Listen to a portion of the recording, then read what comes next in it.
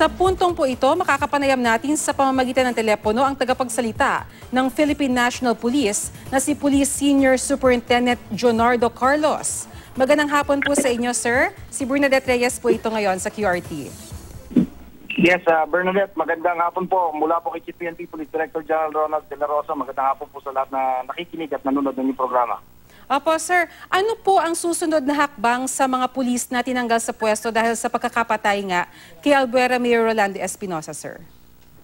Well, pinag-utos yung kanila pong pagkakaalis o relief from their present assignment upang mailipat po sila dito sa Campo Crame upang makaharap sa mga sinasagawang investigasyon. Yan po yung naging utos ng ating CPNP, Police Director General Ronald De La Rosa.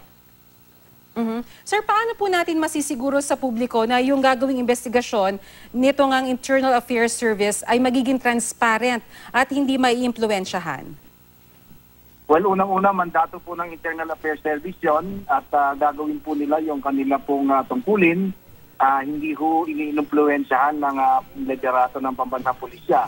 Pangalawa, we will be fully cooperating with any investigating body. Kaya nga po at the Senate today, pinadala po ni CPNP yung pong personalidad o PNP officers involved and yung pong nagsasagawa po ng investigation on the part of the PNP, ang Criminal Investigation Detection Group. So, ang CPNP po natin assures that we want out the truth at kung may nagkamali po ay maibibigay po yung sanction or charges at sisiguraduhin po na wala akong pagwaway-twas at yung katotohanan lang po ang siyang magiging ibibigay po sa ating mamamayan.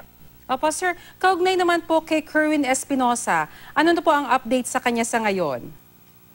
Well, we are trying our best po na magtuloy-tuloy po yung deportation process for Kerwin so we can serve the warrant of arrest against Kerwin.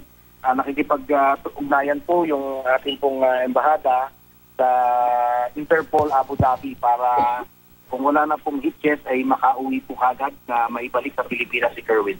Sir, earlier may mga nabanggit na rin yung pamilya ni Kerwin na natatakot sila para dun sa safety nga ni Kerwin dahil meron nga raw mga umaaligid doon sa naging burol kay Mayor Espinosa. So paano po yung magiging security po sa kanya?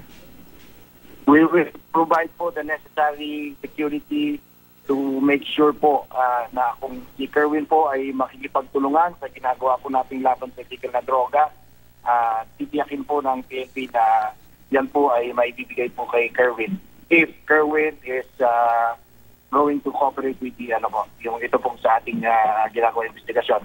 But first, because there is an order of the court, we will return Kerwin to the issuing court, yung live person of Kerwin, and then probably make a motion na kung po pwede pong ma-secure si Kerwin ng ating pong PNP.